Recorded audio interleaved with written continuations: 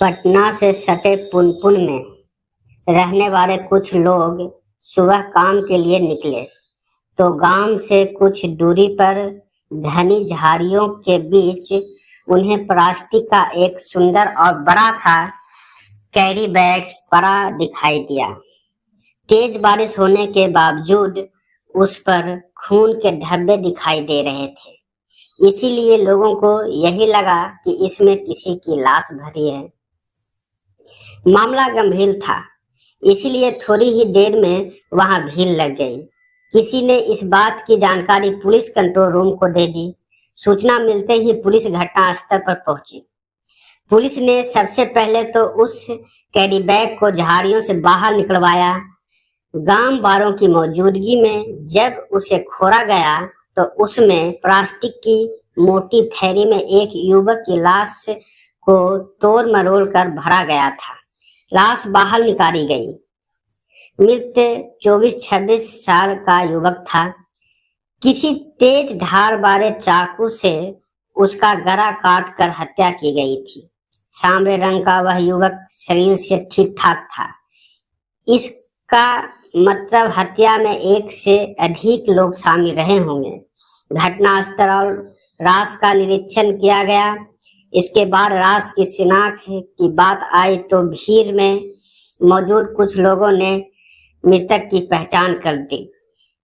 मृतक का नाम कमरेश था और वह अपनी पत्नी रागिनी एवं एक बच्ची और दोस्त भानु प्रताप के साथ कुछ दिनों पहले ही वहां रहने आया था। मृतक की पहचान होते ही पुलिस ने मृतक की पत्नी रागिनी को घटनास्थल पर बुलवा लिया। रागिनी पति की लाश देखते ही फूट फूट कर रोने लगी।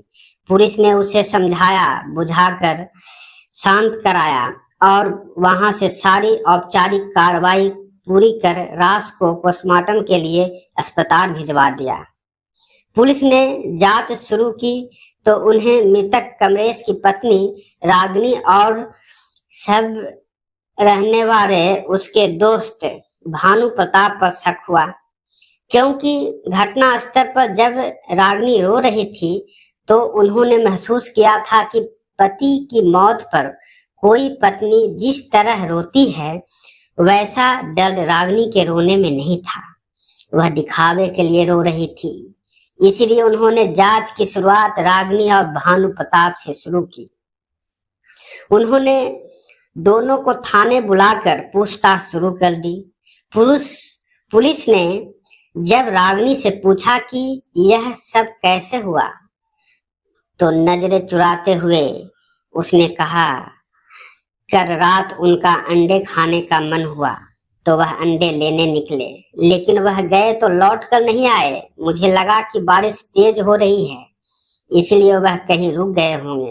रात 12 बजे तक मैंने उनका इंतजार किया। उतनी रात तक भी वह नहीं आए तो मैं बेटी के साथ सो गई। भानु प्रताप के बारे में पूछा गया तो उसने उसे अपना मुंहबोरा भाई बताया। उससे भी पूछताछ की गई। उसने अनभिज्ञता जाहिर करते हुए खुद को निर्दोष बताया। रागिनी का बयान पुलिस के गले नहीं उतर रहा था। जिस औरत का पति रात को घर न आए भरा वह निश्चिंत होकर कैसे सो सकती है। इसके अलावा भानु प्रताप ने पूछताछ में जो बयान दिया था वह रागिनी के बयान से एकदम अलग था। रागिनी ने उसे मुंहबोला भाई बताया था, जबकि भानु प्रताप ने खुद को उसका दूर का रिश्तेदार बताया। इसी वजह से रागिनी शक के घेरे में आ गई थी। पुलिस को लग रहा था कि किसी न किसी रूप में रागिनी पति की हत्या में शामिल है, लेकिन पुलिस के पास उसके खिलाफ कोई ठोस सबूत न होने के बावजूद से पुलिस उस पर सीधा आरोप नहीं लगा पा रही थी। पुलिस सबूत जुटाने के लिए वहां पहुंची जहां कमरेश रागिनी के साथ पहले रहता था, क्योंकि शिनाख्त के दौरान उन्होंने बताया था कि मृतक यहाँ कुछ दिनों पहले ही रहने आया था। रागिनी और भानु प्रताप ने पूछताछ में बताया था यहाँ आने से पहले वे दानापुर में रहते थे। पुलिस ने पता किया तो दानापुर से पता चला कि कमलेश और उसकी पत्नी रागिनी के बीच अक्सर लड़ाई झगड़ा होता रहता था। झगड़े की वजह थी रागिनी की विजय के साथ के अवैध संबंध। कमलेश पहले उनके साथ ही रहता था, बाद में उसे अलग कर दिया गया था। इसके बावजूद रागिनी उससे मिलती रहती थी। जांच टीम के लिए यह जानकारी महत्वपूर्ण थी। पुलिस ने तुरंत विजय को हिरासत में ले ली। थाने लाकर जब उससे पूछताछ की गई तो हर अभियुक्त की तरह उसने भी पुलिस को गुमराह करने की कोशिश की, लेकिन पुलिस को पूरा विश्वास था कि हत्या इसी ने की है, इसलिए पुलिस ने उससे सच उगलवा ली। इसके बाद रागिनी को भी गिरफ्तार कर लिया गया। पूछताछ में रागिनी और विजय ने कमलेश की हत्या की जो कहानी सुनाई वह कुछ इस तरह थी। कमलेश पश्चिमी चंपारण जिला के रहने वाला था। कमलेश का गांव में एक छोटी सी दुकान थी जिससे इतनी आमदनी नहीं होती थी कि वह परिवार का गुजारा बसर आराम से हो। पटना में उसके गांव के कई लड़के पहले से रहते थे, इसलिए पटना में कमलेश को किसी तरह की कोई परेशानी नहीं हुई और उन्हीं लोगों के साथ रहकर काम करने लगा। कुछ दिनों तक इधर उधर काम करने के बाद एक बड़ी फर्म में उसे काम मिल गया। यहाँ से ठीक ठाक पैसा मिलने लगे, ठीक ठाक कमाई होने लगी तो पैसे इकट्ठा करके उसने दानापुर में एक मकान खरीद लिया। कमलेश अकेला ही रहता था, इसलिए भानु प्रताप और विजय को भी उसने अपने साथ रख लिया। विजय उसी के गांव का रहने वाला था, जबकि भानु प्रताप दूसरे गांव का रहने वाला था। बाद में भानु प्रताप ने ही उसकी शादी अपनी दूर के रिश्तेदार रागिनी से करा दी। वह उसका रिश्तेदार हो गया। चूंकि कमलेश के पास अपना मकान था, इसलिए शादी के बाद वह पत्नी रागिनी को पटना ले आया। उसके मकान में 2 कमरे थे, इसलिए रागिनी के आने के बाद भी उसके दोनों दोस्त भी उसी के साथ रहते थे। साल भर बाद रागिनी ने एक बेटी को जन्म दिया। सभी उस बच्ची को खूब प्यार करते थे। उनके लिए वह खिलौने की तरह थी, इसीलिए वे उसे खूब खिलाया करते थे। कहा जाता है कि आदमी की नीयत कब बदल जाए कहा नहीं जा सकता। ऐसा ही विजय के साथ हुआ। इसकी नीयत रागिनी पर बिगड़ने लगी। उसकी नीयत खराब हुई तो वह उसके नजदीक जाने के कोशिश करने लगा। देखने में भले ही सब कुछ पहले की तरह ठीक ठाक लग रहा था, लेकिन ऐसा था नहीं। अब रागिनी को देखते ही विजय का मन मचल उठता था। उसे कमलेश से ईर्ष्या होने लगी थी। जल्दी ही रागिनी को भी विजय के दिल की बात का आभास हो गया। विजय उसके ज्यादा से ज्यादा नजदीक आने की कोशिश में लगा रहता। सभी सुबह काम पर जाते तो शाम को ही आते, जब साथ साथ खाना खाते, हंसी मजाक करते और फिर सो जाते। 2 कमरे के उस मकान में एक कमरे में कमलेश अपनी पत्नी के साथ सोता था तो दूसरे कमरे में भानु प्रताप और विजय। विजय कमलेश और रागिनी की बातें तथा हंसी ठिठोली सुनता तो उसके सीने पर सांप लौटने लगता। उसे कमलेश से जलन होने लगी। वह सोचता कि खास कमलेश की जगह रागिनी उसकी बाहों में होती। आखिर विजय का यह सपना पूरा हो ही गया। रागिनी गर्भवती हुई थी तो कमलेश से ज्यादा विजय उसका ख्याल रखता था। जब कभी कमलेश काम अधिक होने के वजह से देर से आता तो विजय समय पर घर आकर घर के कामों में रागिनी की मदद ही नहीं करता, बल्कि उसके खाने पीने का भी ख्याल रखता। उसकी इस सेवा का रागिनी पर खास असर पड़ा और न चाहते हुए भी वह उसकी ओर खींचती चली गई। बेटी पैदा होने के बाद कुछ ऐसा संयोग बना कि दोनों के बीच की मर्यादा की दीवार ही ढह गई। पहली बार मर्यादा की दीवार टूटी थी तो दोनों को अपने किए पर पछतावा हुआ था, लेकिन जो नहीं होना चाहिए था वह हो चुका था। भले ही उन्हें अपने किए पर पछतावा हुआ था, लेकिन उनके कदम यहीं रुके नहीं।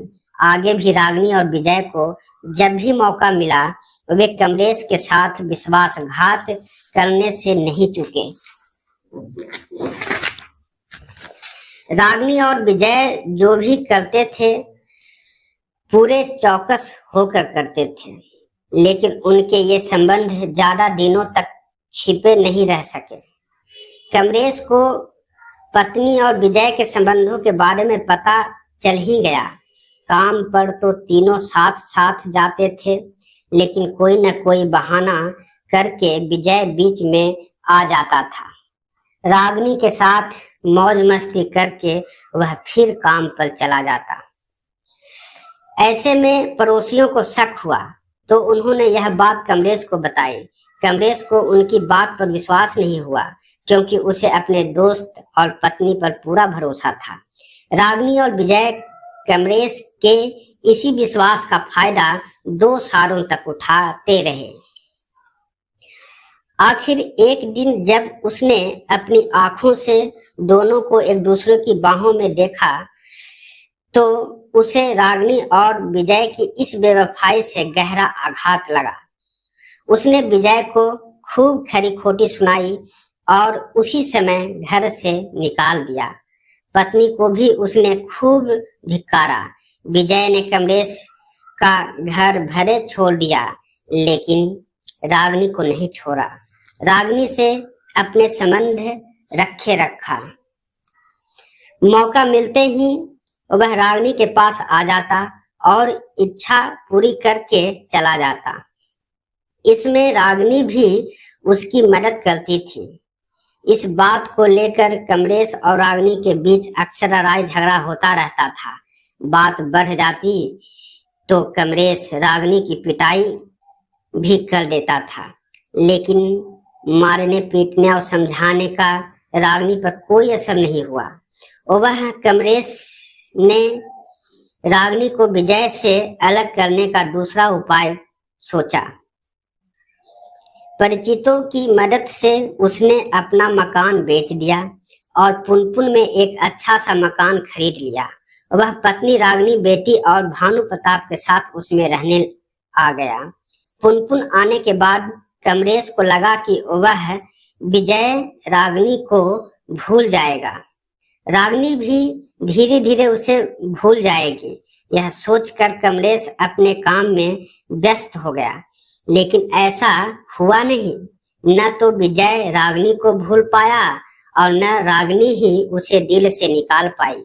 रागिनी से अलग हुए विजय को 10 दिन भी नहीं हुए थे कि वह उसके लिए तड़प उठा। यही हाल रागिनी का भी था। दीपावली का त्योहार नजदीक था, इसीलिए काम ज्यादा था। कमलेश को रात में भी काम करना पड़ता था। इस बात की जानकारी विजय को थी, इसीलिए जब कमलेश रात को काम के लिए कंपनी में रुक जाता तो विजय उसके घर पहुंच जाता। एक रात तबीयत खराब होने पर कमलेश अचानक घर पहुंचा तो वहां विजय को देखकर दंग रह गया। कमलेश को देखकर विजय और रागिनी के जहां होश उड़ गए, वहीं कमलेश का चेहरा क्रोध में लाल हो उठा। उसके गुस्से को देखकर विजय तो भाग गया, लेकिन रागिनी कहाँ जाती। कमलेश ने सारा गुस्सा उसी पर उतार दिया। उसने उस दिन उसकी जमकर पिटाई की, पत्नी को मार पीट कर और वह घर से बाहर निकल गया। कमलेश के घर से बाहर जाने के बाद कुछ देर तक तो रागिनी रोती रही। उसके बाद उसे अपने और विजय के बीच रोड़ा बनने वाले कमलेश से इस तरह नफरत हुई कि उसने तुरंत एक खतरनाक फैसला ले लिया। रागिनी ने उसी समय विजय को फोन करके कहा, विजय अब बहुत हो चुका, कमलेश को अपने रास्ते से हटाना ही होगा। हमारे संबंधों को लेकर जब देखो तब वह मुझे मारता रहता है। शहर से लेकर गांव तक मुझे बदनाम भी कर दिया है। मेरा जीना हराम हो गया है। उसने मुझे कहीं का नहीं छोड़ा। लोग मुझ पर थूक रहे हैं, इसीलिए मैं चाहती हूँ इस किस्से को ही खत्म कर दिया जाए। रागिनी की बात सुनकर विजय का दिमाग घूम गया। उसने रागिनी को धीरज बांधते हुए कहा, ठीक है, मैं उसकी व्यवस्था कर दूंगा। तुम कर 9:30 बजे आ जाना, मैं तुम्हारा इंतजार करूंगी, रागिनी ने कहा और फोन काट दिया। विजय ने बाजार जाकर एक तेज धार वाला चाकू खरीदा और ठीक समय पर कमलेश के घर पहुंच गया। कमलेश उस समय तक घर नहीं आया था। रागिनी ने उसे पीछे वाले कमरे में छिपा दिया और कमलेश के आने का इंतजार करने लगी। उस समय भानु प्रताप घर पर नहीं था। वह अपने एक दोस्त के यहाँ गया था। रात 11 बजे के करीब कमलेश घर आया तो रागिनी मुंह फुलाए बैठी थी। कमलेश ने उससे खाना मांगा तो खाना देने के बजाय वह उससे उलझ पड़ी और उसे कस कर पकड़ लिया। इसके बाद अंदर छिपा बैठा विजय एकदम से बाहर आया और साथ लाए चाकू से उसके गले पर हमला कर दिया। चाकू लगने से कमलेश चीखा और जमीन पर गिर पड़ा। दोनों ने उसे तब तक दबोचे रखा जब तक वह मर नहीं गया। कमलेश मर गया तो वे उसकी लाश को ठिकाने लगाने की तैयारी करने लगे। संयोग से उसी समय मौसम खराब हो गया और तेज बारिश होने लगी। बरसात की वजह से बस्ती के लोग अपने अपने घरों में बंद हो गए तो उन्हें लाश को ठिकाने लगाने का अच्छा मौका मिल गया। दोनों ने लाश को प्लास्टिक की मोटी थैली में लपेटकर कैरी बैग में भरा और रात करीब 2 बजे उसी बारिश में ले जाकर बस्ती से लगभग 200 मीटर की दूरी पर स्थित घनी झाड़ियों में फेंक दिया।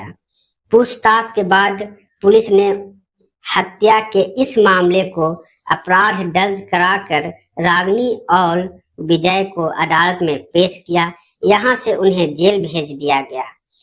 अगर यह कहानी आपको अच्छी लगी हो तो लाइक एवं सब्सक्राइब करें और इस कहानी से क्या शिक्षा मिली कमेंट में जरूर लिखें। धन्यवाद।